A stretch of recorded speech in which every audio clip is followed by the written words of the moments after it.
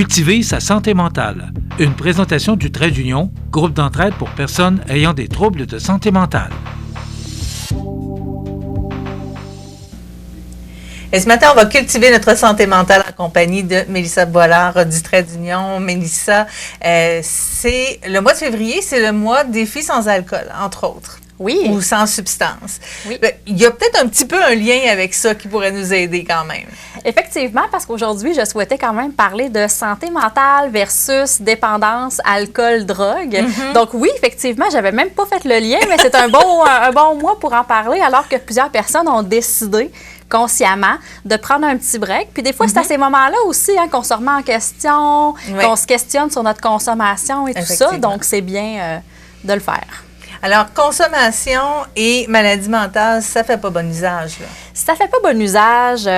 C'est pas obligé d'être un abus de substance non plus, mais le fait de consommer quand on a un trouble de santé mentale, c'est sûr que c'est pas une bonne chose, parce qu'on prend souvent de la médication, il y a des symptômes qui viennent avec ça, des perceptions qui sont changeantes, etc. Donc, on fait juste ajouter par-dessus un autre problématique.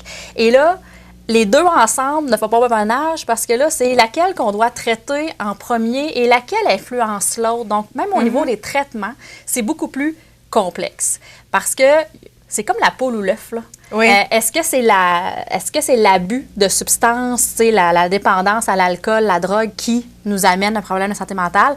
Ça peut l'être. Ça peut nous amener même jusqu'à une psychose toxique, à un diagnostic ensuite de schizophrénie, de dépression, etc.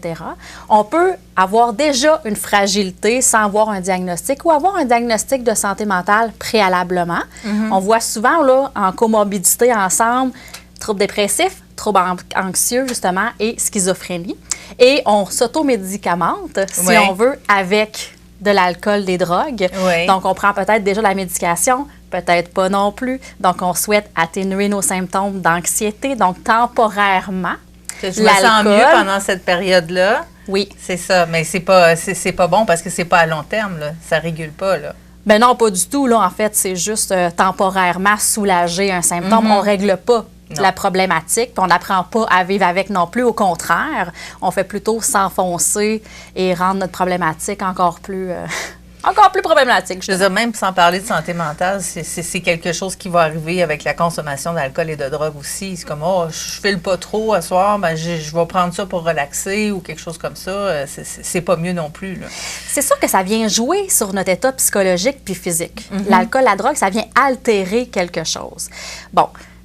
Là, c'est comme on voit dans toutes les campagnes là, publicitaires là, et tout ça. C'est sûr que si on consomme pour le plaisir, on trouve ça bon, prendre une coupe de vin une fois de temps en temps, c'est pas problématique. Non. Mais si on en reçoit le besoin, c'est pour oublier, c'est pour, tu sais, on ressent la soif, bien là, c'est sûr que c'est signe qu'il y a une problématique et qu'il y a quelque chose sous-jacent qu'on souhaite cacher ou passer par-dessus sans trop se poser la question pourquoi j'ai si soif que ça. Pourquoi c'est quoi mon mal-être là, actuellement? Oui. Qu'est-ce qui s'est passé aujourd'hui? Ou c'est dans quoi je suis pas confortable puis que je veux juste atténuer avec autre chose? Mais effectivement, il faut se poser les bonnes questions, dans le fond, pour avoir les bonnes réactions, pour s'aider soi-même.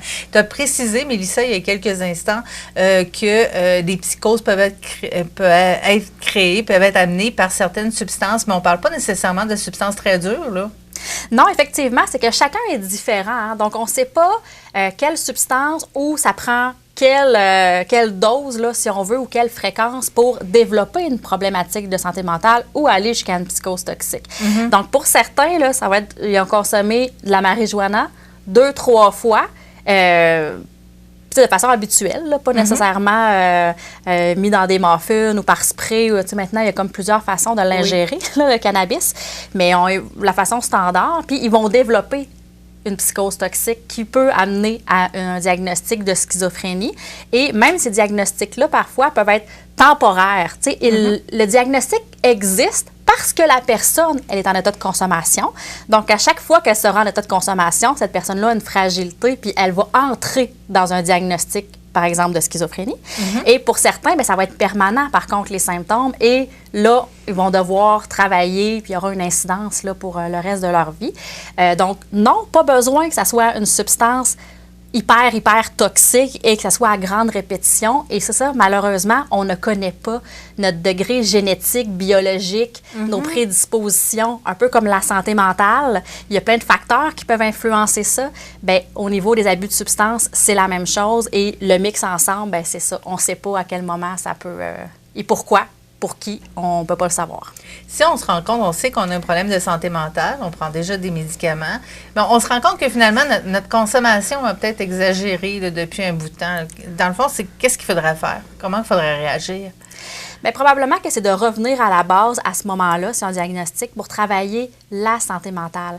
Parce que c'est pas rare qu'on retourne la personne, par exemple, nous, on peut faire un accompagnement chez le psychiatre, chez son médecin de famille, s'il n'y a plus de suivi au niveau de la psychiatrie, parce que la médication qui faisait foi, là, qui fonctionnait bien il y a 6 mois, 1 an, ne fonctionne peut-être plus pour X raisons. Oui. Ou un médecin de famille qui n'est pas un psychiatre qui a donné un autre médicament pour un problème physique, etc., vient en interréaction, interrelation avec une autre médication. Donc, c'est bien quand même de revoir ça parce que si la personne elle souffre davantage, est moins capable de passer par-dessus ses symptômes de troubles de la santé mentale, bien, il y a peut-être une raison pour ça. Là. Fait que, le mal-être là, qui est plus présent, bien, c'est ça. Est-ce que c'est dû à une médication? Est-ce qu'il faudrait augmenter sa médication actuelle ou la changer parce qu'il y a un problème de molécules? Mais je pense qu'on irait plus par ça, par les médecins spécialistes à ce moment-là pour vérifier ce qu'il y en est. C'est sûr qu'avec la prise de médication, c'est comme n'importe quoi, c'est comme tout diagnostic de la dépression, épuisement professionnel, etc. Pas besoin d'avoir un diagnostic grave, mais souvent une psychothérapie, un suivi dans la communauté, par exemple, comme nous on offre, sera nécessaire parce que la médication, c'est une chose, mais ça ne change pas nos comportements, ça. Hein? Puis ça se travaille, la santé mentale, c'est ce que je dis à chaque mois que je viens. Donc, d'apprendre à mieux se connaître, à connaître mieux ses symptômes, à réagir aussi et non pas tomber dans, par exemple, d'autres choses, alcool, drogue, pour pas créer d'autres problématiques, mais plutôt d'avoir des bons réflexes, de bien s'entourer autour de nous, puis être capable de voir et de recevoir aussi les autres personnes qui vont donner des conseils, qui vont dire je vois un changement de comportement dans ton humeur. Nous, au Trait d'Union, par exemple, on les voit régulièrement.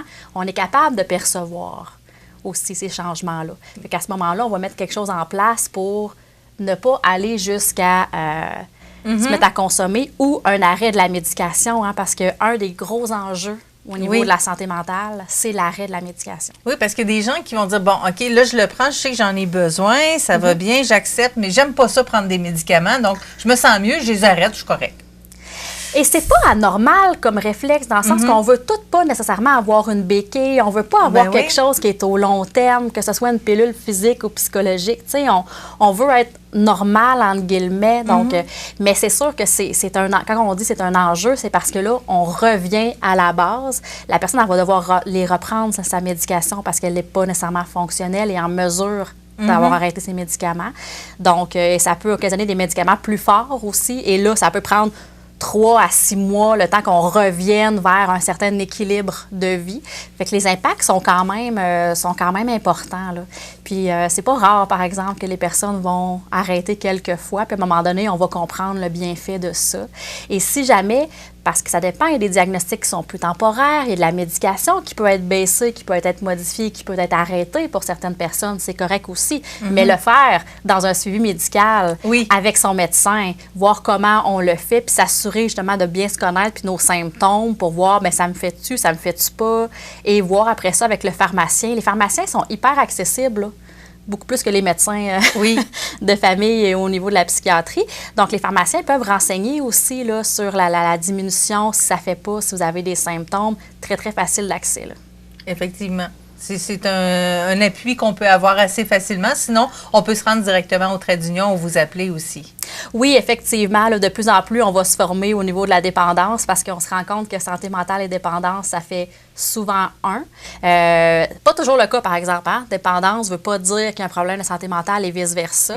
Par contre, quand on parle de comorbidité, ils sont souvent en interrelation. On dit peut-être entre 30 et 40% des cas quand même où les personnes ont les deux diagnostics là, à un moment de leur vie. Fait que c'est quand même important. Là. Oui, c'est quand même, il faut le souligner. Encore une fois, on a beaucoup à réfléchir, mais ça va l'air. Merci beaucoup. On va continuer à travailler, à cultiver notre santé mentale avec vous. Oui. Cultiver sa santé mentale. Une présentation du Trait d'Union, groupe d'entraide pour personnes ayant des troubles de santé mentale.